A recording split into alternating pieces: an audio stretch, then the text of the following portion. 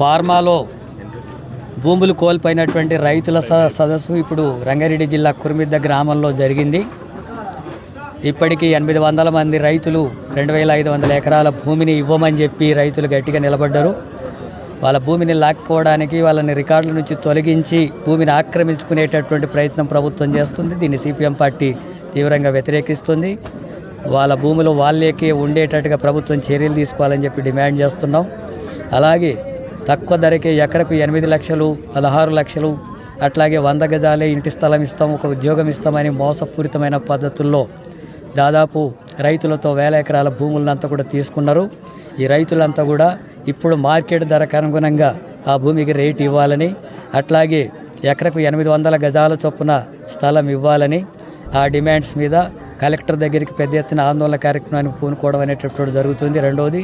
మూడోది ఇప్పుడు fourth city పేరుతో దాదాపు 1,80,000 ఎకరాల భూమిని 7 మండలాల్లో దాదాపు 70 గ్రామాల్లో ఈ భూములంతా కూడా ఆక్రమించుకోవడానికి రైతులు ఇవ్వకుండానే, ఇంకా రైతులతో చర్చ జరగకుండానే, వాళ్ళ సమావేశాలు కూడా గ్రామాల్లో జరగకుండానే ఆ భూములంతా కూడా తమకు ఆధీనంలోకి వచ్చినట్టుగా దాన్ని డెవలప్ అవుతున్నట్టుగా ముఖ్యమంత్రి మాట్లాడుతున్నాడు.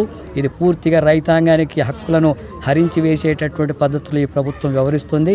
ఒక నియంతృత్వ ధోరణితో వ్యవహరిస్తున్న దాన్ని సిపిఎం పార్టీ వ్యతిరేకిస్తుంది.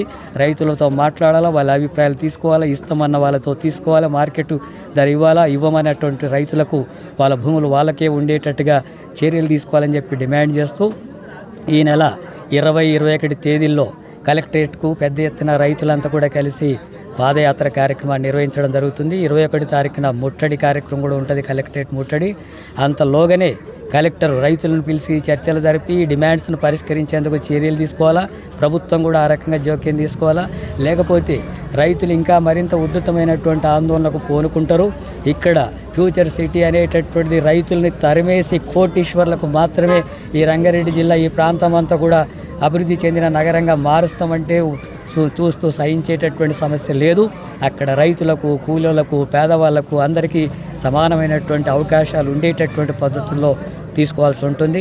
అందుకని సిపిఎం పార్టీ ఈ శ్రామిక వర్గాల తరఫున రైతుల పక్షాన పోరాటాన్ని కొనసాగించాలని చెప్పి నిర్ణయించింది. ప్రభుత్వం ఇప్పటికైనా చర్చలు జరిపి సమస్యను పరిష్కరించాలా, లేకపోతే ఈ ఉద్యమం ఉధృతమవుతుంది. మొండిగా ప్రభుత్వం వ్యవహరిస్తే, రైతులకు వ్యతిరేకంగా వ్యవహరిస్తే ఆ ప్రభుత్వాలే గల్లంత అయిపోతాయని చెప్పి కూడా హెచ్చరిస్తున్నాం. ఈరోజు జరిగినటువంటి ఫార్మా రైతుల యొక్క సదస్సు నిర్వహించడం జరిగింది. ఇక్కడ ఉన్నటువంటి రైతులు 20-21 తారీఖు నాడు కలెక్టర్ ఆఫీసును ముట్టడించడానికి అందరూ కూడా సంసిద్ధత వ్యక్తం చేశారు. ఇప్పుడే మా రాష్ట్ర కార్యదర్శి ప్రకటించినట్టుగా మొత్తం ఇక్కడ ఉన్నటువంటి రైతులందరినీ కూడా నిరాశ్రయులను చేసి వాళ్ళకున్నటువంటి హక్కులని కాలరాసి, వాళ్ళకున్నటువంటి భూములని ఎలాంటి హక్కులు లేకుండా చేసి, వాళ్ళకు రుణమాఫీ కానీ, రైతు బంధు కానీ అలాంటి నిషేధ జాబితా లిస్టులో పెట్టి ఆ రకంగా ఏంటంటే వాళ్ళని వంచి ఆ రకంగా నిర్బంధించి లాక్కోవడం కోసం ప్రయత్నం చేస్తూ ఉన్నారు. దానికి వ్యతిరేకంగా ఇక్కడ ఉన్నటువంటి రైతులందరినీ కూడా సమీకరించి అలాంటి పోరాటాన్ని నిర్వహిస్తూ ఉంది సిపిఎం పార్టీ. అందుకని మీరు ఏదేమైనా ఇక్కడ ఉన్నటువంటి ఎమ్మెల్యే మరి ప్రజల తరఫున ఉంటే రేపు పొద్దుగల జరిగేటువంటి అసెంబ్లీ సమావేశాలలో ఆయన చర్చించాలి. లేదని చెప్పనంటే ప్రజల తరఫున నిలబడి కలెక్టర్ సంబంధించినటువంటి దగ్గరికి వచ్చి ఆయన ప్రభుత్వంతో మాట్లాడి ఈ ప్రజలకి, ఇక్కడ ఉన్నటువంటి రైతాంగానికి సమస్యలు పరిష్కరించే విధంగా మాట్లాడాల్సినటువంటి అవసరం ఉంది. దీంట్లో జోక్యం చేసుకోవాల్సినటువంటి అవసరం ఉంది.